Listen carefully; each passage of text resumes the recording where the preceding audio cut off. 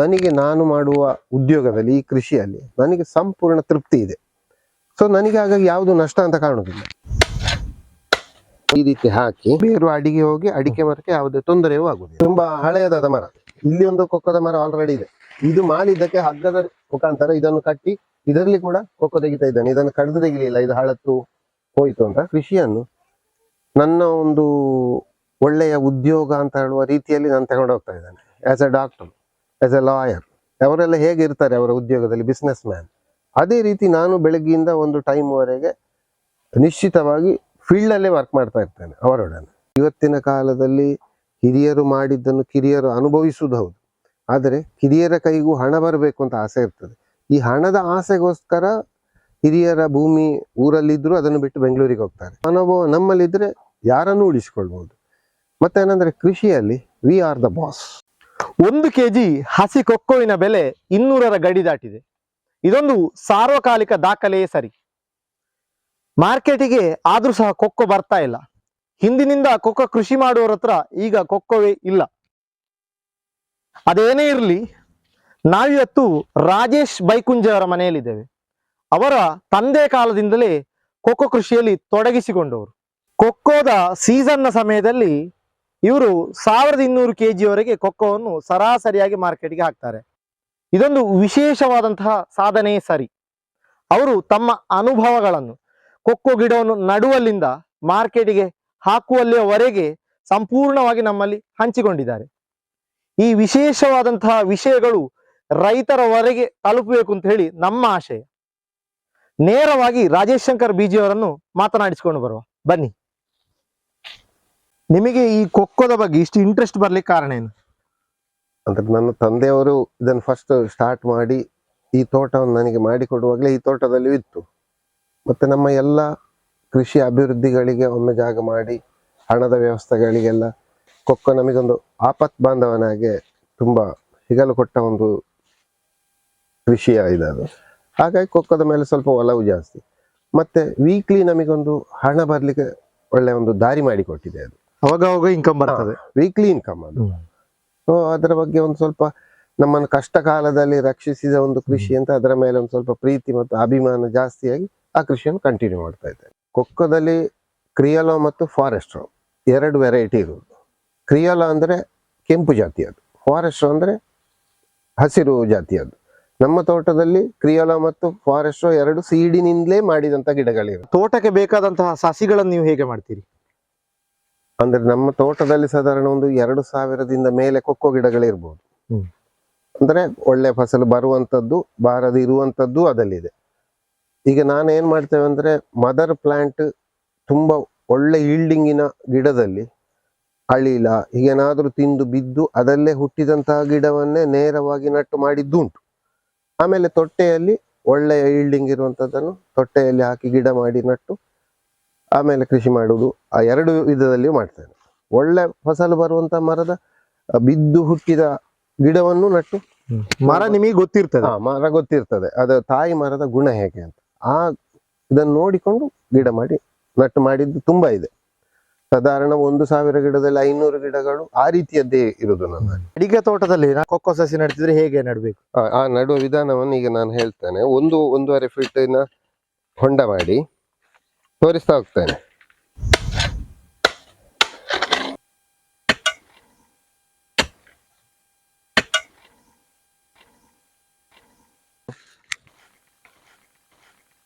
ಬೇರಿಗೇನು ಪೆಟ್ಟಾಗುದಿಲ್ಲ ಹಾಗೆ? ಇದಂದ್ರೆ ನೋಡಿ, ಇದು ತಾಯಿ ಬೇರು ಮಾತ್ರ, ಒಂದೇ ರೂಟ್ ಸಿಸ್ಟಮ್ ಕೊಕ್ಕೋದಲ್ಲಿ ಇರುವುದು.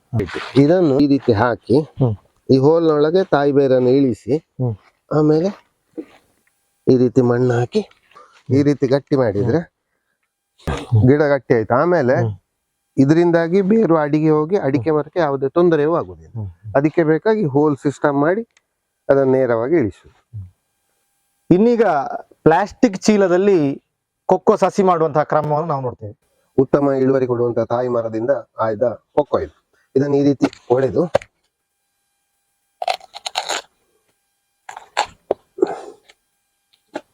ನೋಡಿ, ಗಿಡಕ್ಕೆ ನಾವು ಆಯ್ಕೆ ಮಾಡುವ ಕೆಳಗಿನ ಭಾಗದ ಸೀಡನ್ನು ತೆಗೆದುಕೊಳ್ಬಾರ್ದು, ಮೇಲಿನ ಭಾಗದ ಸೀಡನ್ನು ತೆಗೆದುಕೊಳ್ಬಾರ್ದು.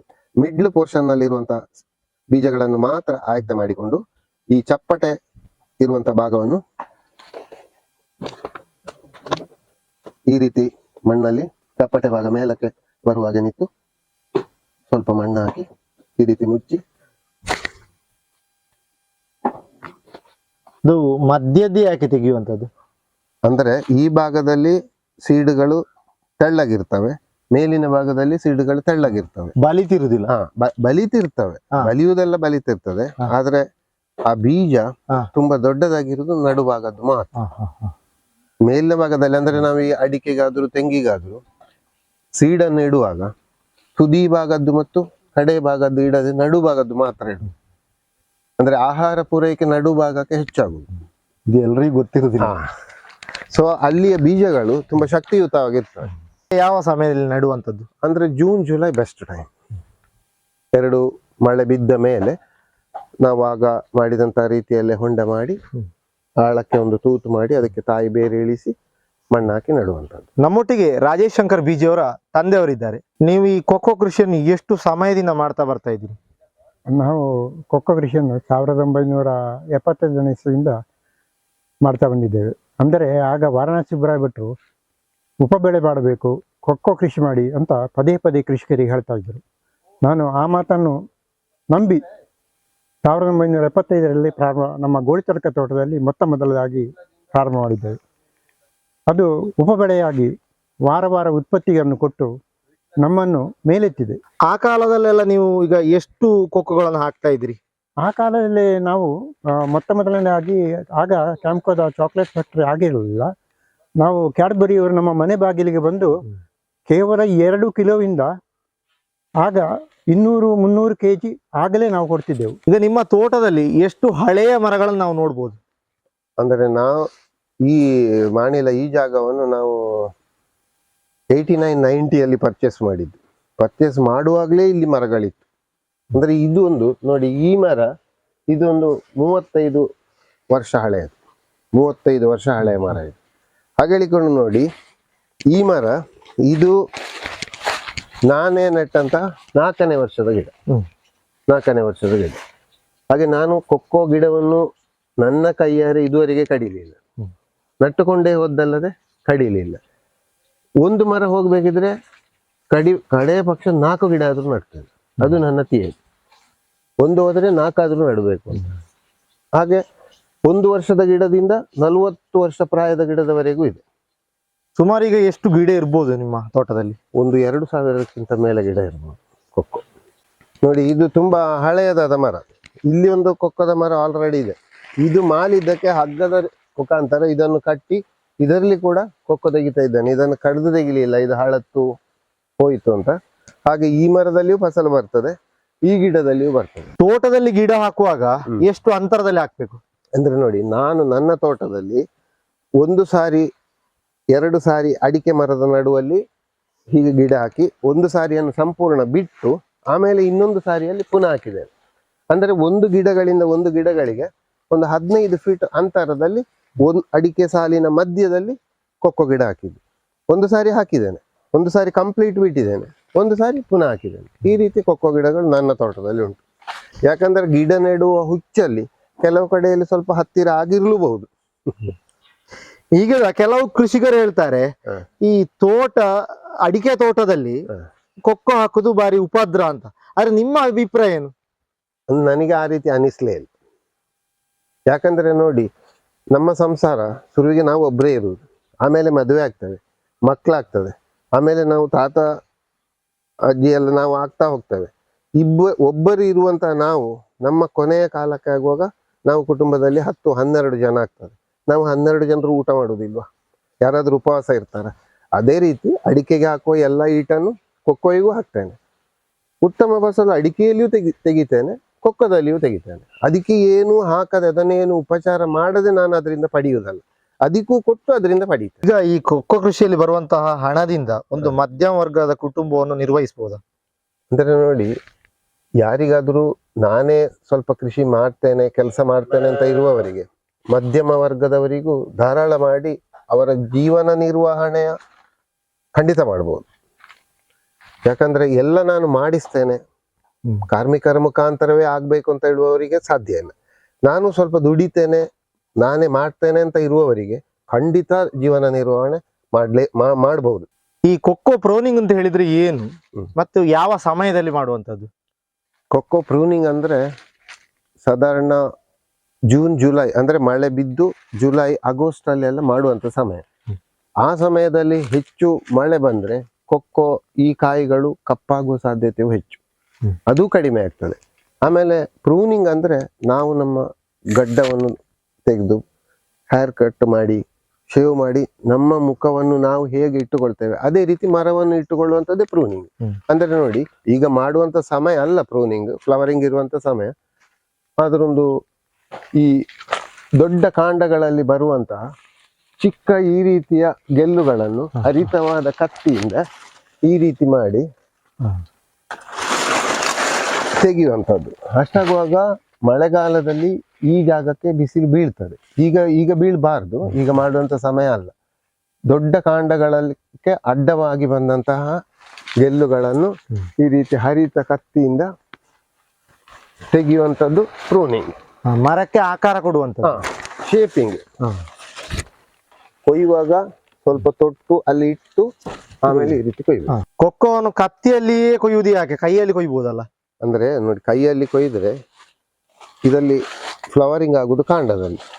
ಈ ಕಾಯಿಯ ಬುಡದಲ್ಲಿ ಅನೇಕ ಕಾಯಿ ಆಗುವಂತಹ ಮೊಗ್ಗುಗಳಿರ್ತದೆ. ಈ ರೀತಿ ಟ್ವಿಸ್ಟ್ ಮಾಡಿದ ಕೂಡಲೇ ಈ ಭಾಗಕ್ಕೆ ನೋವಾಗಿ ಇಲ್ಲಿಂದ ಬರುವಂತ ನೆಕ್ಸ್ಟ್ ಕಾಯಿಗಳು ಸಿಗುವುದಿಲ್ಲ. ಮತ್ತೆ ಆಮೇಲೆ ಇದ್ರ ಸ್ಕಿನ್ ಅಲ್ಲಿ ಅದ್ರ ಜಾರಿ ಹೋದ್ರೆ ಅಷ್ಟು ಭಾಗದಲ್ಲಿ 2 ವರ್ಷಕ್ಕೆ ಆಮೇಲೆ ಫ್ಲವರಿಂಗೇ ಆಗುದಿಲ್ಲ. ಕೊಯ್ಯುವಾಗ ನಾವು ಕೈಯಲ್ಲಿ, ಈಗ ಕೋತಿಗಳು ಏನು ಮಾಡ್ತವೆ ಬಂದ್ರೆ ಕೈಯಲ್ಲಿ ಹಿಡಿದು ಎಳ್ದಾಗುವಾಗ ಇಷ್ಟು ಪೋರ್ಷನ್ ಸ್ಕಿನ್ನೇ ಹೋಗ್ತದೆ. ಆ ಭಾಗದಲ್ಲಿ 2 ವರ್ಷಕ್ಕೆ ಮತ್ತೆ ಫ್ಲವರಿಂಗೇ ಆಗುದಿಲ್ಲ. ಅದೊಂದು ನಾಜೂಕಿನ ಕೆಲಸ. ನಾವು ಎಷ್ಟು ಜಾಗ್ರತೆ ವಹಿಸಿ ಕೊಕ್ಕೋ ಕೊಯ್ತೇವೆ ಅದರ ಮೇಲೆ ನೆಕ್ಸ್ಟ್ ಕ್ರಾಪ್ ನಮಗೆ ಸಿಗುವಂತದ್ದು. ಮರಕ್ಕೆ ಕಾಂಡಕ್ಕೆ ಡ್ಯಾಮೇಜ್ ಆಗದಾಗೆ ನೋಡಿಕೊಳ್ಳುವುದು ಬಹಳ ಮುಖ್ಯ. ಕೊಕ್ಕೋ ಕೊಯ್ಯುವಂತಹ ಕತ್ತಿ ಹೇಗಿರ್ಬೇಕು? ನೋಡಿ, ಇದು ಅಲ್ಯೂಮಿನಿಯಂ ಹ್ಯಾಂಡ್ಲ್ ಇರುವಂತ ಕೊಕ್ಕದ ಕತ್ತಿ. ಈ ರೀತಿ ಕಬ್ಬಿಣದ ಕತ್ತಿ ಸ್ವಲ್ಪ ಒಳ್ಳೆ ಶಾರ್ಪ್ ಆಗಿರ್ಬೇಕಾಗ್ತದೆ.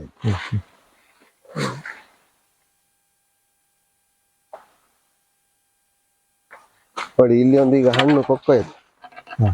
ಇದನ್ನು ಕೊಯ್ಯುವಾಗ ನಾವು ಹೇಗಂದ್ರೆ ಈ ರೀತಿ ಅದು ಕೊಯ್ಯುವಂತ ಸಿಸ್ಟಮ್. ಕೊಕ್ಕೋ ಗಿಡಕ್ಕೆ ನೀವು ಏನೆಲ್ಲ ಗೊಬ್ಬರಗಳನ್ನು ಕೊಡ್ತೀರಿ? ನಾನು ಯಾವುದೇ ರಾಸಾಯನಿಕ ಗೊಬ್ಬರಗಳನ್ನು ಇದರಲ್ಲಿ ಸ್ಪ್ರೇ ಮಾಡುವುದೇ ಇಲ್ಲ. ಹಟ್ಟಿ ಗೊಬ್ಬರ ಮತ್ತು ನಮ್ದೇ ಪೌಲ್ಟ್ರಿ ಯೂನಿಟಿನ ಗೊಬ್ಬರವನ್ನು ವರ್ಷಕ್ಕೆ 2 ಸಲ ಅಡಿಕೆಗೆ ಹಾಕುವಾಗ ಕೊಕ್ಕೋಯಿಗೂ ಹಾಕಿಕೊಂಡು ಗೊಬ್ಬರದ ನಿರ್ವಹಣೆ ಮಾಡ್ತೇನೆ. ಸಂಪೂರ್ಣ ಸಾವಯವ ಕೃಷಿ. ಸಾವಯವ. ಕೊಕ್ಕೋ ಗಿಡಗಳಿಗೆ ನೀರೆಷ್ಟು ಬೇಕು?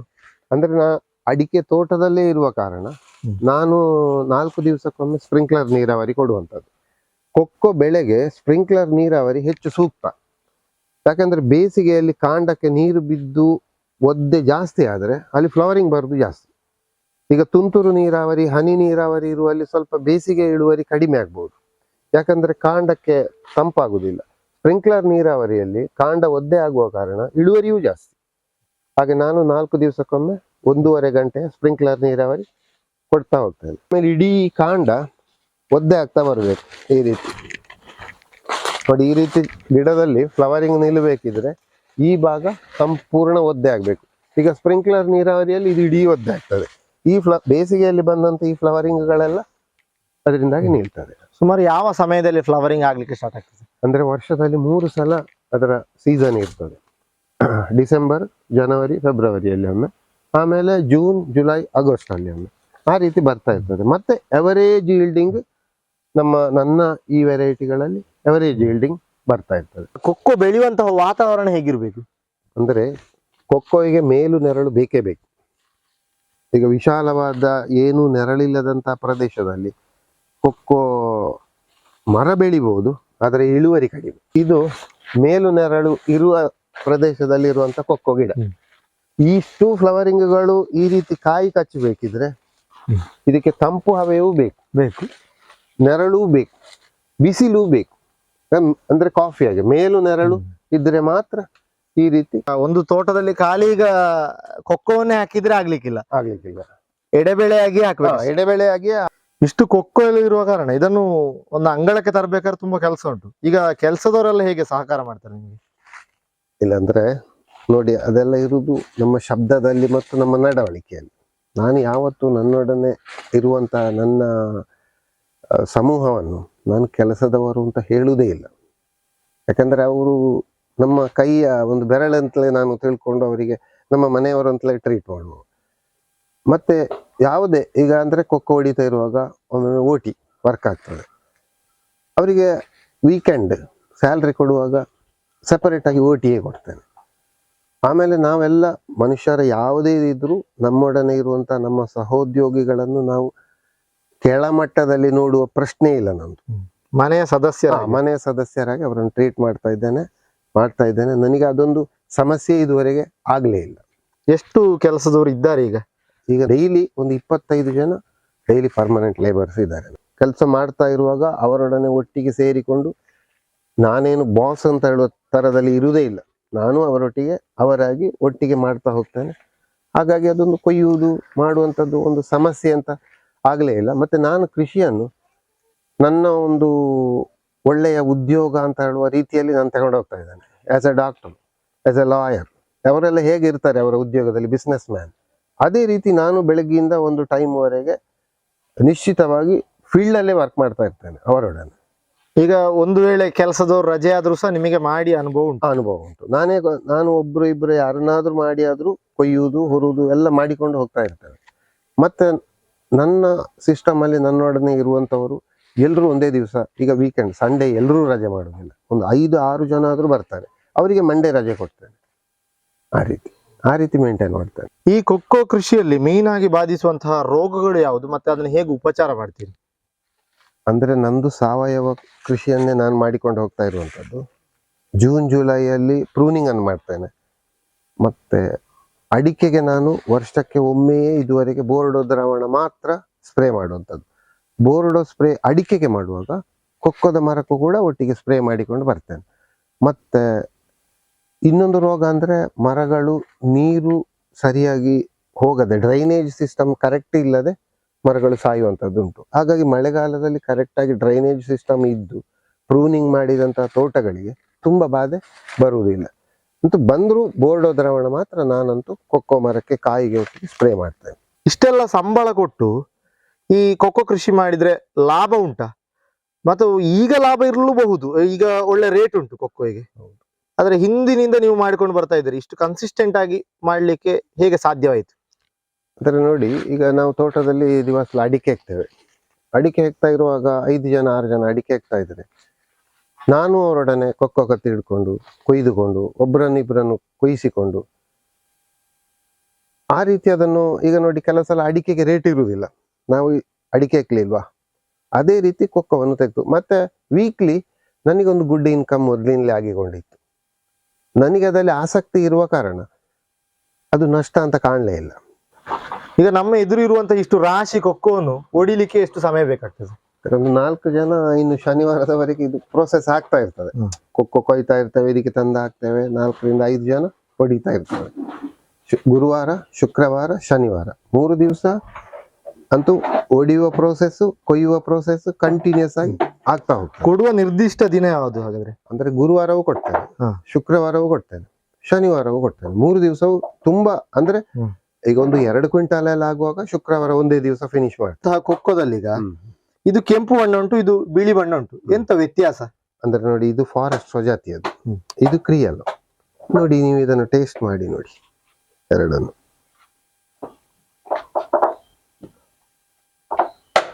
ಇದರಲ್ಲಿ ಅಂದ್ರೆ ಸ್ವಲ್ಪ ಸೀಡಿನ ಹೊರಗಡೆ ಇರುವಂತ ಏನು ಲೇಯರ್ ಇದೆ ಅಲ್ಲ, ಅದು ಸ್ವಲ್ಪ ತೆಳ್ಳಗಿರ್ತದೆ.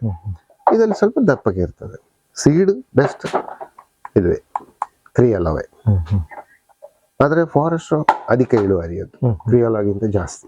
ಇಳುವರಿ ದೃಷ್ಟಿಯಿಂದ ಇದು ಒಳ್ಳೆಯದು, ಕ್ವಾಲಿಟಿಯ ದೃಷ್ಟಿಯಿಂದ ಅದು ಒಳ್ಳೆಯದು. ನಮ್ಮ ಇಲ್ಲಿಯೇ ಒಡೆದದ್ದು ಸಂಜೆ ಆಗುವಾಗ ಅದು ಫರ್ಮೆಂಟೇಶನ್ ಮರುದಿವಸಕ್ಕೆ ಆಗ್ಬಾರ್ದು. ಇವತ್ತು ಬೆಳಿಗ್ಗೆ ಒಡೆದಂಥದ್ದು 4-4:15 ಆಗ್ಬೇಕಿದ್ರೆ ಕ್ಯಾಂಪ್ ತಲುಪಿ ಆಗ್ಬೇಕು. ಇಲ್ಲಿ ಫರ್ಮೆಂಟೇಶನ್ ಆಗ್ಬಾರ್ದು. ಫರ್ಮೆಂಟೇಶನ್ ಏನಿದ್ರು ಅದು ಅವರಲ್ಲಿ ಆಗ್ಬೇಕು.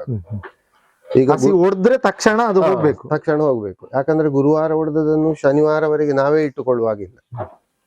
ಅದೇನಿದ್ರು ಫರ್ಮೆಂಟೇಶನ್ ಸಿಸ್ಟಮ್ ಫುಲ್ ಡ್ರೈ ಆಗುವವರಲ್ಲೇ ಆಗ್ಬೇಕು. ಹಾಗಾಗಿ ಇವತ್ತು ಹೊಡೆದದನ್ನು ಸಂಜೆ ಒಳಗೆ ಮಾರುಕಟ್ಟೆಗೆ ಮುಟ್ಟಿಸ್ತೇನೆ ಕ್ಯಾಂಪ್ಗಳಿಗೆ. ಇದೀಗ ಹೊಡಿಯುವಂತದ್ದು ಫುಲ್ ಮ್ಯಾನುವಲ್ ಆಗಿ ಹೊಡಿಯುವಂತದ್ದು. ಮ್ಯಾನುವಲ್ ಆಗಿ ಹೊಡೆಯುವಂಥದ್ದು. ಅಂದ್ರೆ ಕೈಯಲ್ಲಿ ನೋಡಿ ಈ ರೀತಿಯೇ ನಾವು ಹ್ಮ್.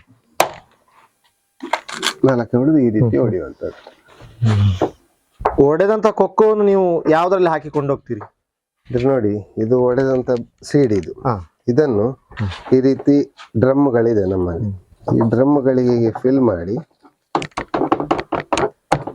ಸ್ಕೇಲ್ ಮಾಡಿ ಸಂಜೆ ಒಳಗೆ ನಮ್ಮದೇ ಜೀಪಲ್ಲಿ ಕ್ಯಾಂಪ್ಗಳಿಗೆ ಕಳಿಸ್ತೇವೆ. ಈಗಿನ ಯುವಕರು ತಮ್ಮ ಜಾಗವನ್ನು ಬಿಟ್ಟು ಪಟ್ಟಣಕ್ಕೆ ಕೆಲಸಕ್ಕೆ ಹೋಗ್ತಾರೆ. ಕೊನೆಯದಾಗಿ ನೀವು ಅವ್ರಿಗೆ ಏನು ಕಿವಿ ಮಾತನ್ನು ಹೇಳ್ತೀರಿ? ಅಂದ್ರೆ ನೋಡಿ, ನನಗೆ ಇಬ್ಬರು ಗಂಡು ಮಕ್ಕಳು. ಅವರು ಒಂದು 2 ತಿಂಗಳು ಉದ್ಯೋಗಕ್ಕೆ ಹೋದವರು. ನನಗೆ 2 ಕಡೆಯಲ್ಲಿ ಜಾಗ ಇದ್ದು ಇದನ್ನು 2 ಕಡೆಯಿಂದ ಮೇಂಟೈನ್ ಮಾಡ್ಲಿಕ್ಕೆ ಕಷ್ಟ ಆಯ್ತು.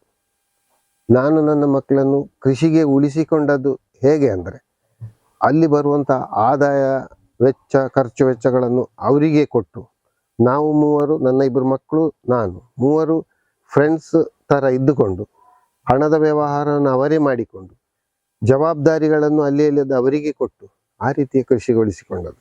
ಯಾಕಂದ್ರೆ ನೋಡಿ, ಸ್ವಂತಿಕೆ ನಂದೇ ಅಂತ ಆಗಬೇಕು ಅಂತ ಪ್ರತಿಯೊಬ್ಬರಿಗೆ ಇರುವಂಥದ್ದು.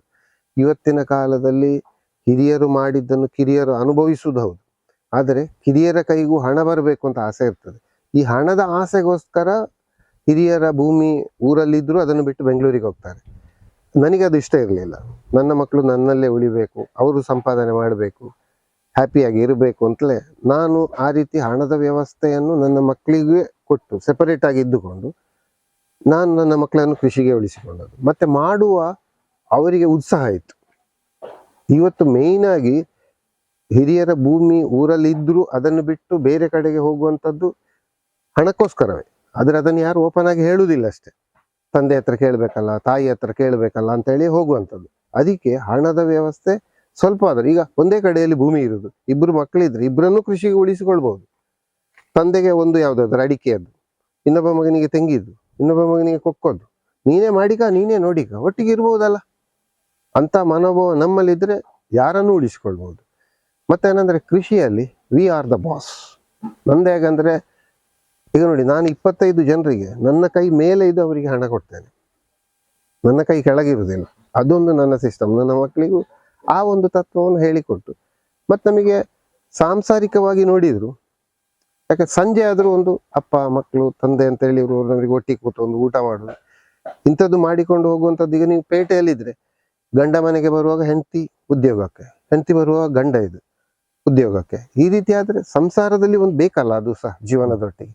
ಅದಕ್ಕೋಸ್ಕರ ಕೃಷಿಯನ್ನು ಸ್ವಲ್ಪ ಹಚ್ಚಿಕೊಂಡು, ಈಗ ನಮಗೆ ಇವತ್ತು ಎಲ್ಲಿಯಾದ್ರೂ ಹೋಗ್ಬೇಕು, ವ್ಯವಸ್ಥೆಗಳೆಲ್ಲ ಚೆನ್ನಾಗಿ ಮಾಡಿಸಿಕೊಂಡು ಹೋಗಿ ಬರ್ಬೋದಲ್ಲ. ಈಗ ನೀವು ಉದ್ಯೋಗದಲ್ಲಿದ್ರೆ ಹೌದು, ನಾಳೆ ಉತ್ತರ ಹೇಳ್ಬೇಕಲ್ಲ, ಯಾಕೆ ನಿನ್ನೆ ಬರ್ಲಿಲ್ಲ ಅಂತ. ನಮಗೆ ಆ ಪ್ರಶ್ನೆ ಇಲ್ಲಿ ಇಲ್ಲ ಕೃಷಿಯಲ್ಲಿ. ಮನಸ್ಸಿದ್ರೆ ಮಾರ್ಗ. ಮನಸ್ಸಿದ್ರೆ ಮಾರ್ಗ.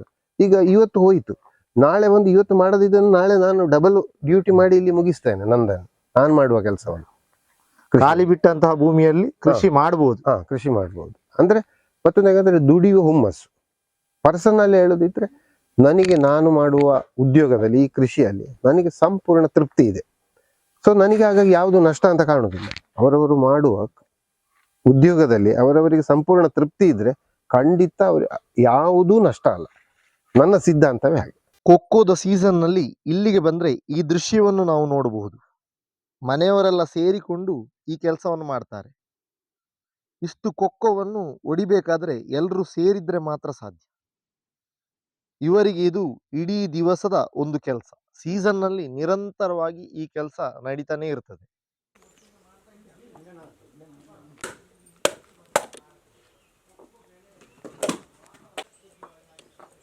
ಇನ್ನು ಕೊಕ್ಕೋದ ಬಗ್ಗೆ ಹೆಚ್ಚಿನ ಮಾಹಿತಿ ಬೇಕಾದ್ರೆ ರಾಜೇಶ್ ಭಟ್ರನ್ನು ನೇರವಾಗಿ ಸಂಪರ್ಕಿಸಬಹುದು. ಅವರು ಮುಕ್ತವಾಗಿ ಮಾಹಿತಿ ಕೊಡಲು ಸದಾ ಸಿದ್ಧರಿದ್ದಾರೆ. ಇಂತಹ ಸಾಧಕರು ನಮ್ಮ ನಡುವೆ ಇರಬಹುದು, ಆದರೆ ಗುರುತಿಸುವಂತಹ ಕೆಲಸ ಆಗಬೇಕಾಗಿದೆ. ಇನ್ನೊಂದು ಹೊಸ ವಿಡಿಯೋದಲ್ಲಿ ಸಿಗ್ತೇನೆ. ಅಲ್ಲಿವರೆಗೆ ನೋಡ್ತಾ ಇರಿ ಕನ್ನಡ ವಿಫಲ ನ್ಯೂಸ್. ನಮಸ್ಕಾರ.